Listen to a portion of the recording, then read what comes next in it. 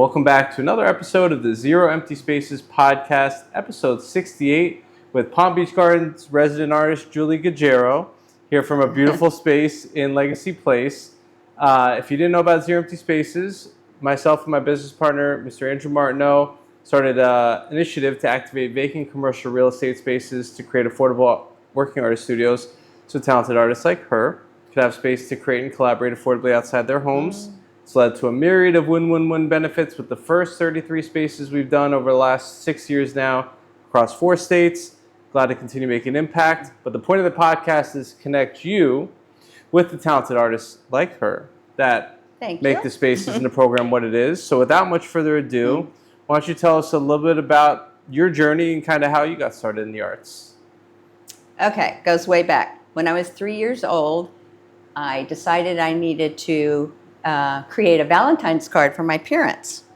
My older sisters wanted to get me out of the way, so they gave me a Big Chief tablet and an orange crayon, and I scribbled all over it, and that was my Valentine's card. I didn't know my colors yet, so obviously I didn't know it was supposed to be red, but Right. Anyway, that started it. And then all through high school, college, I was loving art. When I was in high school, I entered my first competition. It was a tri-state competition. I had a wonderful art teacher. She was the one that set it up, took me there. I won first prize, so I got really charged, and I thought, I think this may be for me. Then in college, of course, I took all the basic art classes. I learned everything you could possibly learn. Painting, sculpture, all kinds of design, perspective, gesture drawings, everything. And that was my base. Then after that, I went into the airlines for a 2-year stint. I was a flight attendant, went all over the place. Then I was married, and we moved to California. And I continued my art there, and I became sort of a professional artist in California. At that time also, I started my family. We have 2 children, a boy and a girl. They're grown and have their own children. So in California, I really got into acrylics, but mostly watercolor. And I was enthralled with watercolor because it was so big there. And there was a California watercolor school. And the California watercolor school was a little bit different than the East Coast watercolor that came from Great Britain. And it was just a little bit more traditional state. The West Coast school was more free and loose, and it was just me. So I love that. I also taught watercolor classes, but I had the opportunity to have many classes with world-renowned watercolor professionals like Gerald Brommer, Millard Sheets, I can't think of all the names right now, but a number of them. And so they really gave me a good base there, and that's where I went on and felt that I was growing and learning and continuing with my art. And which has transformed a little bit from those early stage creations to the work you're doing today. So from working in watercolor and acrylic before transitioning to alcohol ink, which we see here, what inspired that shift, and what did it open up for you creatively? Well, I learned about it probably about 10 years ago. And right away I thought, oh, this is exciting. The colors are so brilliant. It's just so creative. It's so, the ink flows. The ink separates when the alcohol hits it. I mean, it does kind of the opposite, but it has a lot of similarities of watercolor. You do it on paper. You can also paint on canvas. I have some here on canvas. But I think it was that it goes beyond. And that's what I loved. I love the challenge. I love the challenge. Well, I'm always that way. But I really love the challenge of being able to do something a little bit different and experimental. And you can try so many things with alcohol ink that you can't with other medias, that I just learn and grow every day and love it. And I'd venture to say no two are ever the same. they're always going to be a little bit different. The way the wind blows or the air conditioning trickles. That's right. That's right. And alcohol ink has a mind of its own. How would you describe your relationship with this medium? And maybe also for those that are not familiar, could you tell us and potentially just show us what an alcohol ink is? I can. Here's something I was playing with. And I could take, this is just pure alcohol, and I can take this and I can do something like this. And you see what happens. You see what happens. It separates, but it makes some beautiful patterns. So what do I want to do with those? Do I want to change it? Well, this is called a rocket, and it blows onto the ink. And it will form different shapes. And you can do something like this. Okay, I don't like this snaky thing here, so let's just do something in here.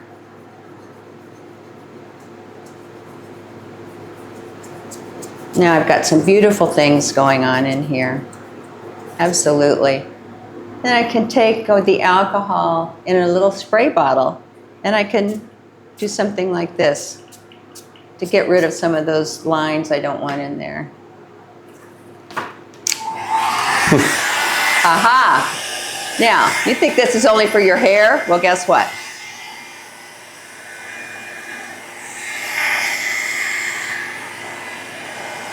What does that do? That moves the alcohol, and it can create, you see how beautiful this pattern is created over here? Got rid of some of this hard line here. And it separates the color. And the thing that makes it so challenging is that many of the different colors of ink have colors in them.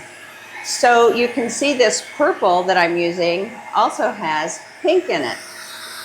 See these beautiful pink shades in here and some blue shades in here? Well, that's because of this particular color I'm using. Not all colors have a lot of different color in them, some more than others, and it depends on how much alcohol you put in, how you combine the alcohol with the ink. So many different things you can do. You can also use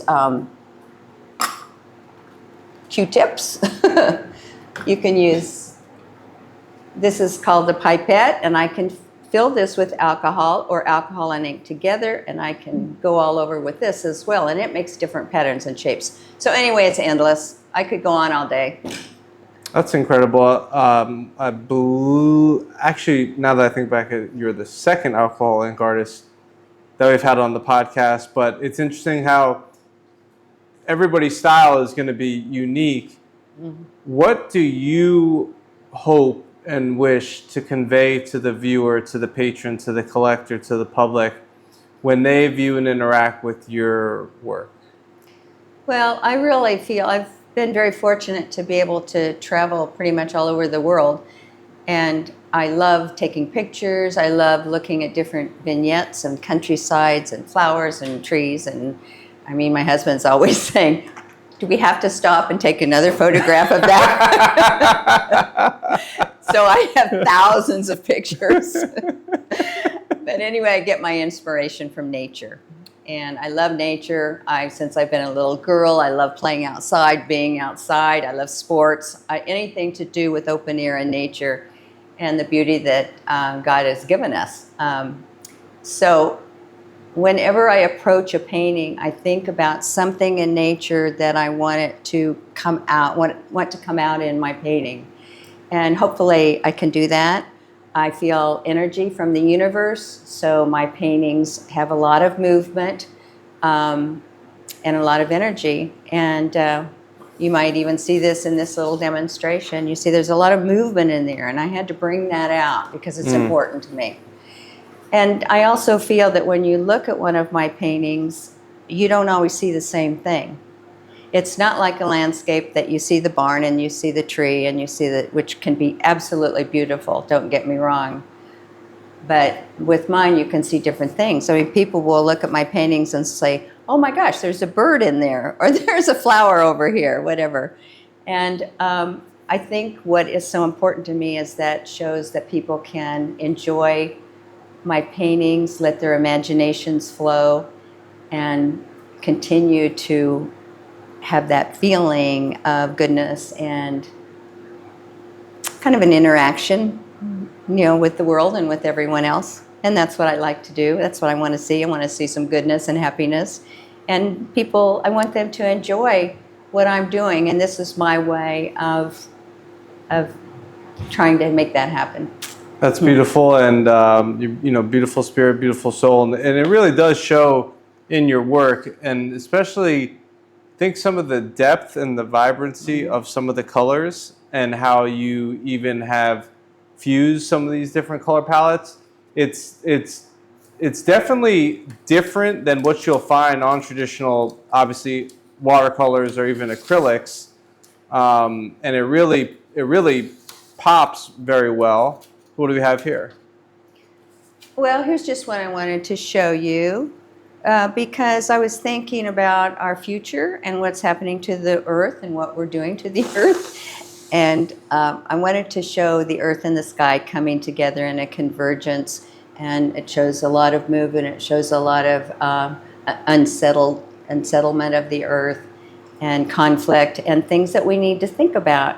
And they're not all negative, but they're also positive, because I love to put some beautiful color in there to show that this is the world we live in, and hopefully it will stay this way. Amen. That's right. Mm-hmm. Well put. Well said. I mean, art could be many different things to many different people. I like to say, art could be history, art could be storytelling, art could be interior design, art could be an investment.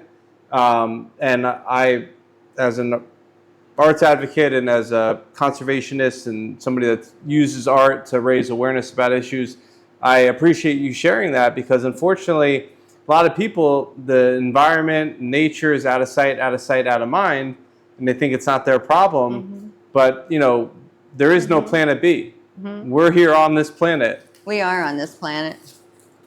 Here's one.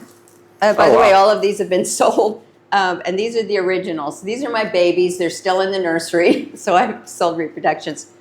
This one, I don't know if you can see it under the plastic, but this is called Beyond Horizons. So to me, this really tells a story of people searching for where they want to go, how they feel about their world and the world we live in with each other and our connection. So this has a lot of meaning to me. It's very peaceful. It's very calm. It's kind.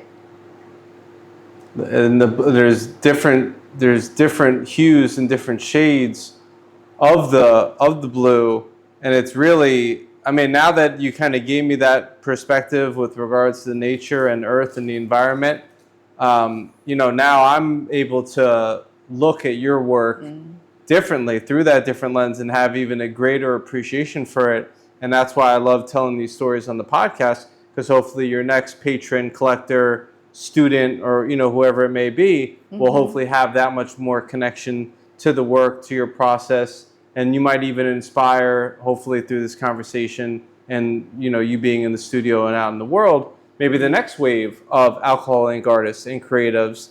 And I know trying to inspire some potential exhibition opportunities in Italy, where you're going this summer. Right. So if anybody has a connection in the Genoa, Milan, Northern Italy area, certainly open for opportunities, exhibition. I'm really lucky. I'll be there for 6 weeks. So hopefully I will make some connections, meet some people, and we can expand what I do here, because I hope that other people can have the opportunity to see how exciting this media can be and interesting to have. I have people that buy my paintings, and when they look at the painting and say, oh, I love this movement, I love this feeling, I love the connection with the earth, I love the energy, I think I did it. Yeah, good job, well done. It's definitely very inspiring And on the topic of inspiration, who have been some of your artistic influences that have inspired your work as an artist? Well, as I said earlier, the first one was my high school art teacher, who probably is deceased, so I can say her name. Her name was Rosella Ogg. I will never forget. And she just carried me along. And she really taught me that I could be free and do whatever I wanted, because when I first started painting, I painted very realistically. I've done shows of series of animals that are very realistic, also landscapes and so on. But early on, she had inspired me to reach out, go beyond, which I had always done as a child. I never colored in the lines. I always had to go outside, see what was there.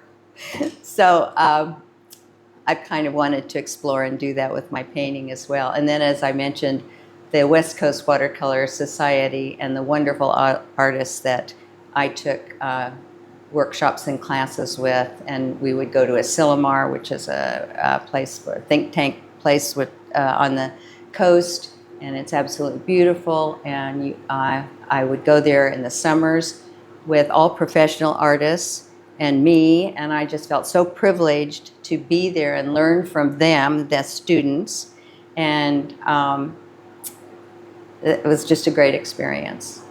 And then as I went on, other teachers and other artists, but yeah. I mean, everybody contributes. I'm glad you remember and pay homage, to the teachers, and our teachers don't always get enough credit. But actually, on these podcasts, one of the recurring themes is, right, it was this person that showed me this thing that, now that you've lived a creative life, you can look back on it, and we might not be sitting here having this conversation if it wasn't for the art teachers. So shout out to the art teachers out there. Yeah.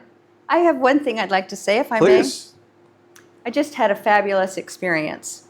I ran into a friend the other day who has been to I have a gallery besides my studio, to my gallery and to the studio here, and has seen my work and loves my work, as she tells me. And she said, with the time of chaos that we have right now in the world, she said, I really can't buy one of your paintings. I want to in the future. But she said, I found a little tiny frame, and I took your business card, which I have a picture of that painting. No, that's an old one. Oh.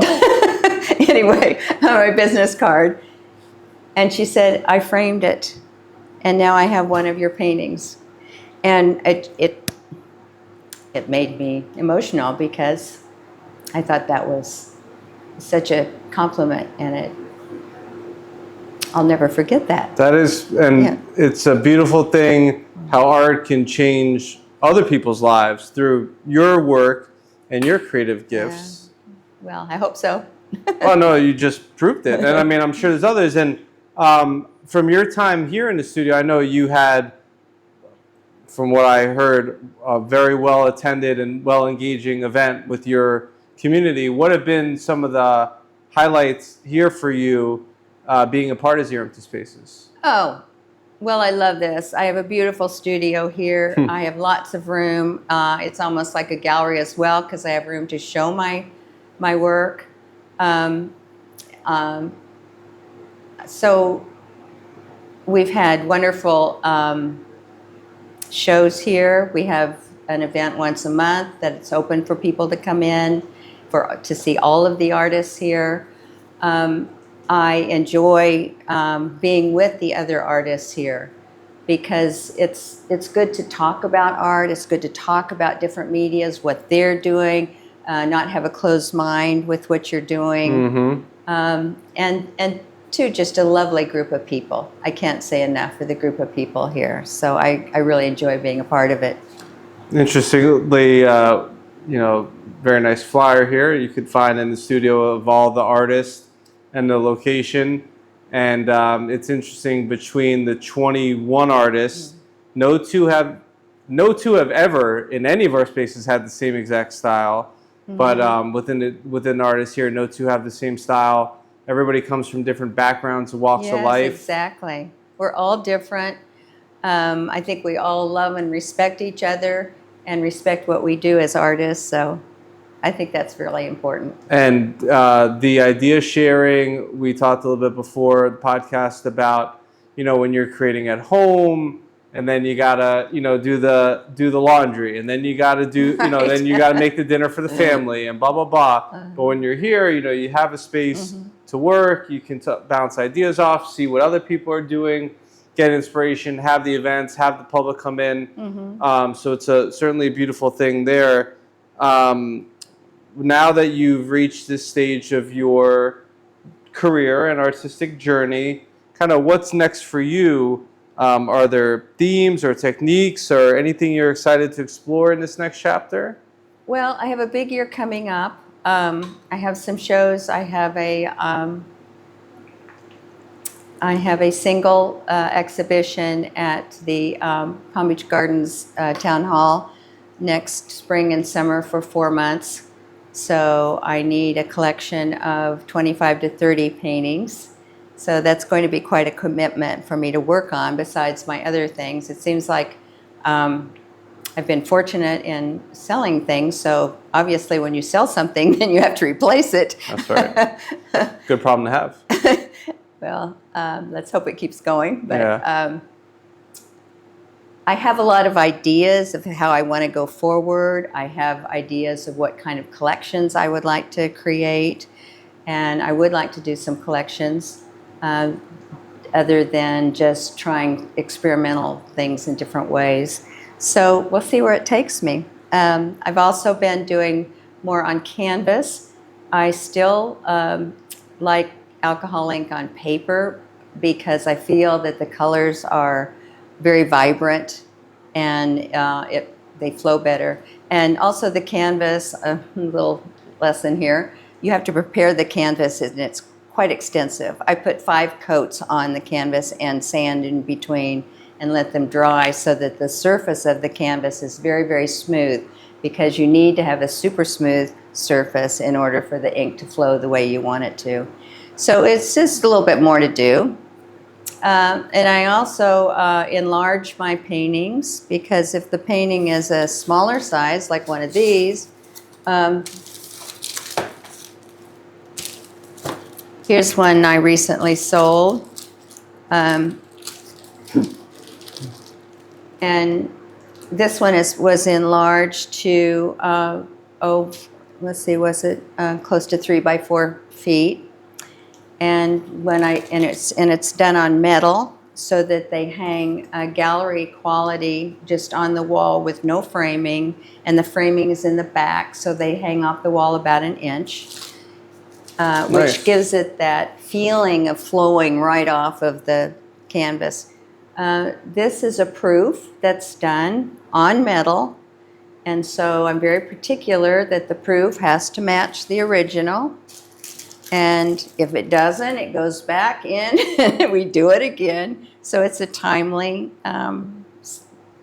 process.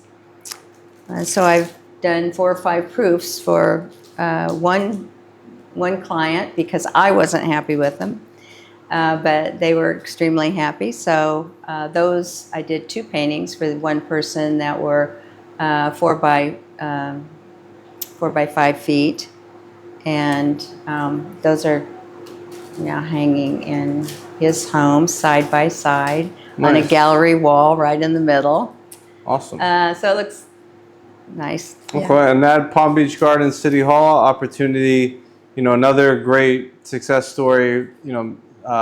Former Mayor Commissioner Joy Reid has just been a great supporter, and it's great that by having art in public settings, it inspires other opportunities. And then, now there's art in City Hall, and now they're doing, exhibit receptions and openings for local artists, which is Right. beautiful, and hopefully something more cities will take, note and inspiration from. because it is a great way to support, local creative members of the community, beautify. And I've seen art sell at City Hall as well, and some of your studio mates have exhibited there. So certainly great there.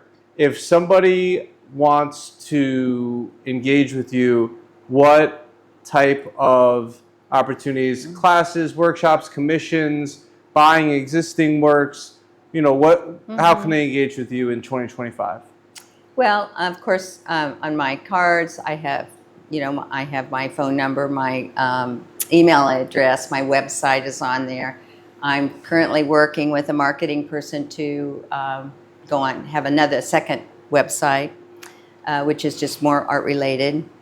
I have created a press kit that I send out to collectors or galleries if they want to have more information about me, and that includes my bio and CV and everything you'd ever want to know about me, more than I probably know, and pictures of my paintings as well. And of course, coming here is wonderful because people can come here every day of the week. I am here probably, I would guess, at least 5 days out of the week from 12 to 5, sometimes not always all of those hours, but I am here most of the time. I'm not really good about saying I'm here sometimes, but... That's all right. But those are generally the public hours, and we're here at the Shops of Legacy Place off of PGA Boulevard in Palm Beach Gardens, Florida.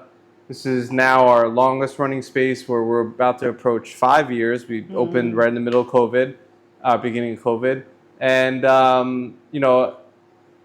we're here. All good things will come to an end. At some point, the space goes. We are working to transition to a new space and always make new spaces available in Palm Beach Gardens and Palm Beach County and beyond. So certainly stay tuned. But certainly encourage you to join us every second Saturday for the open studio event during the month, as well as the featured artist reception that takes place in the evening after that, where in the lobby, which is beautiful in this former Woodhouse Day Spa, there's enough room and space to give 2 of the 21 artists a featured exhibit opportunity, while also inviting you to discover the studio spaces and meet the artists. And many of the artists are here. Not all of them every time, but many of them will be here during the events, which is great. We certainly built a great community here. If they do want to see your media kit and website, where can they find you on the internet and social media? Oh, I'm on Instagram and Facebook. So spell it out. what? My website. Website is it's my name, my website is Judy Gaggero -artist.com. 2 G's. 2 G's. That's right. Gaggero. Gaggero. Italiano. That's right. I probably butchered my Italian lesson, but so we'll make up for it. And hopefully, I plan to be not joining you, but I plan to be going in Italy this year as well. And we're actually very excited. We're going to be presenting at the Placemaking Week Europe Conference in Reggio Emilia in September, and we're currently... Oh, wonderful. You'll have to come down and visit me. That's the plan, and we're planning to get some zero empty spaces in Europe and start to talk to different councils and business improvement districts and stakeholders. There's a lot of empty space activation happening in the UK, and there's vacant space everywhere. There's artists everywhere. We're glad to try to connect the dots, working with some partners at 3DWD. So stay tuned if you know artists in Europe that would like some empty space activation. Sounds exciting. It is. We're continuing to grow this thing. We do have our next grand opening at a very exciting space at the Design Center of the Americas, the Dakota building in Dania Beach, which is Broward County, Florida, about an hour south of here. Friday, June the 13th, we have 25 artist studios there. Incredible 8,000 square foot showroom that thankfully they gave us through new ownership with Lincoln Property Group. And we'll have a 5 to 7 event, ribbon cutting at 6, free event. So certainly come by, check us out, and meet the local artists there. And we're still doing, open studio events. Other events are coming up. So we encourage you to check out Judy and her studio mates in the studio here. grab one of the flyers, see the local artists, support their work. Wrapping. I just wanted to say, Please. make sure that you remember we're open 7 days a week. That's right. From 12 until 5. That's right, at a minimum, and oftentimes they're here early and late as well, but those are yes. generally the public hours that you can count on. And if anybody would like to see me and come at another time, we can make special arrangements for that. So, Amen. What advice would you give to an artist of any age who might be hesitant to try something new or start again in a new medium as you've done? Go for it. You have nothing to lose. Right. I mean, if you don't like it, don't show it to anybody. But no, really, just joking. It's a wonderful adventure. Life is an adventure, so take advantage of it. And oftentimes artists feel that they got like pigeonholed in that medium or in that style. Mm-hmm. But if you look back at our history, there's many artists that have transitioned absolutely. very successfully. I mean, look at Picasso and all of his periods that he went through. I mean, all the great artists have gone through different phases and different periods in their art. So that's nothing new. And it's always good to try things and expand and open up your horizons and, take yoga and it'll help. Guaranteed. I promise you that. Appreciate that. And last question that we like to wrap up with on the podcast, aside from the events that you had, what have you enjoyed the most about having a studio to create in outside of your home? Oh, it's a godsend. It really is. When I found out a little bit late about this, but I found out online, I guess, that you had the 0 empty spaces. And so when I called, there was no space available. I had to wait a couple of months, and but then I got in here, and I just love it. It's so great. I do all the things that I have to do and pay the bills or run the errands in the morning. In the afternoon, I shoot over here, and I just take my deep breaths. I even have my yoga mat over there in case I want to take a little downtime in between painting. Okay, let's go. And the world just goes inside me. Everything is inside me, and it comes out on my paintings.